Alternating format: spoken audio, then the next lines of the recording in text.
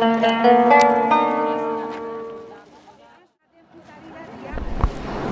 bourg de Tashkourgan, région de Namangan au nord-est de la vallée de Fergana en Ouzbékistan. Mardikör Bazar, marché de l'emploi non officiel, sorte de bourse populaire du travail. Les villageois, main-d'œuvre bon marché et sans droit, s'y rendent à la recherche d'un quelconque gagne-pain temporaire. Il ne s'agit en aucun cas de contrat de travail. Les employeurs arrivent en voiture et en quelques minutes amènent les chanceux au travail, en leur promettant une rémunération sans aucune garantie. Qu'est-ce qu'on peut faire? Il n'y a pas de travail dans la région. Nous n'avons pas de salaire et les prix grimpent. Ils nous retiennent vers le versement des retraites. Que peuvent faire les femmes qui ont des enfants? Les allocations familiales ne sont pas versées non plus. Les conseils du village les répartissent parmi ses proches et à ceux qui versent des pots de vin. Le résultat, c'est que ce ne sont pas ceux qui en ont besoin qui reçoivent les aides sociales, mais les riches et les pistonnés. Les parents qui ont des enfants scolarisés ont de grosses dépenses. Il faut payer les manuels, la papeterie. En plus, les enseignants n'arrêtent pas de réclamer de l'argent pour les dépenses scolaires, qu'ils se mettent ensuite dans les poches. Toutes nos économies passent dans les écoles. Si vous pénétrez dans une de ces écoles, vous verrez qu'il n'y a plus ni ampoule, ni rideau, ni rien. Tout a été volé par les enseignants. Il n'y a pas de chauffage non plus. Mais on peut les comprendre, ces enseignants. Ils ont un maigre salaire et se rattrapent sur les enfants. Et si nous refusons de donner de l'argent, ils menacent de renvoyer les enfants. En plus, les jours de congé, on envoie les enfants du primaire au coton. Et on ne peut rien dire. De toute façon, dans ces classes, on n'y apprend pas grand-chose. Pour toute la région, il y a peut-être 2 ou 3 établissements de bon niveau. Tous les enfants qui entrent à l'école primaire ont droit à un cadeau présidentiel, un assortiment de fournitures scolaires. Mais il faut qu'on leur achète contre un pot de vin, sinon on ne nous le donne pas. Si le jour de collecte de la ferraille de recyclage les enfants ne rapportent rien, il faut payer aussi. Et en plus, on envoie les enfants récolter le coton. Nos enfants sont tous obligés d'aller récolter le coton 2 mois par an, pendant toute leur scolarité à partir du cours préparatoire, est impossible de refuser.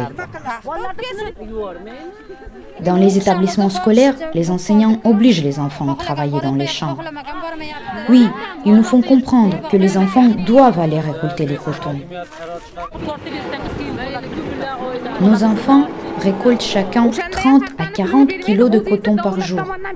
On a besoin de la main-d'œuvre gratuite. Qui envoyer d'autres? Nous envoyons nos enfants dans l'espoir de recevoir au moins les allocations familiales. Sinon, on n'aura droit à rien du tout. La situation est la même dans pratiquement tous les villages. Tout le monde est obligé de travailler au champ. La production s'arrête, les usines ne tournent plus. On n'a pas de choix. Les élèves travaillent gratuitement dans les plantations de coton, et nous presque gratuitement. J'ai 3 enfants. Mon mari et moi ne les avons pas envoyés faire les études ailleurs après le lycée. Et ils restent à la maison. Ou bien ils vont voir le marché de l'emploi. Ils continuent à récolter le coton comme ils l'ont fait depuis qu'ils vont en classe. Pour obtenir une carte d'identité, il y a des queues énormes et sans carte d'identité. Où aller?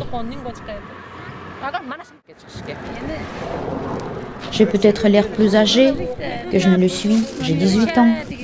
Qu'est-ce que je fais ici? Mes parents ne m'ont pas envoyé faire d'études. Qu'est-ce que je peux faire sans diplôme? Il ne me reste que travailler au champ. Je suis l'aîné, il faut que j'aide mes parents. Comment nos enfants peuvent-ils faire des études? Ou bien ils sont au champ, ou bien à la maison avec le bétail pendant que les parents vont voir le marché de l'emploi. Et pour faire les études, il faut de l'argent, pour le voyage, pour les études, pour le logement. Alors ils restent au village. J'ai élevé seul mes enfants, sans mon mari, sans recevoir aucune aide de l'État. Mon fils devait aller au lycée, mais il a demandé à partir en Russie gagner sa vie, pour aider sa sœur à trouver à se marier. Les enfants ont grandi sans connaître le goût de la viande. Une fois par an, à Nouvel An, j'achète du saucisson pour leur faire plaisir. J'ai pris un crédit à la mairie pour acheter une vache, Et maintenant, je n'arrive pas à rembourser. On me menace de saisir ma maison. Cela fait 3 ans qu'on ne me verse pas mes indemnités. Et aucun certificat n'a servi à que ce soit. J'ai même photographié ma maison pour montrer dans quel état elle se trouvait. J'ai écrit à notre président, espérant obtenir justice. On m'a convoqué à la mairie pour me demander pourquoi je ne m'étais pas d'abord adressé à eux avant d'écrire au président. Je leur ai répondu que je m'étais adressé à eux un certain nombre de fois, que les maires avaient changé 3 fois, mais je n'ai jamais rien obtenu. On m'a rendu ma lettre. Elle n'est jamais parvenue jusqu'au président.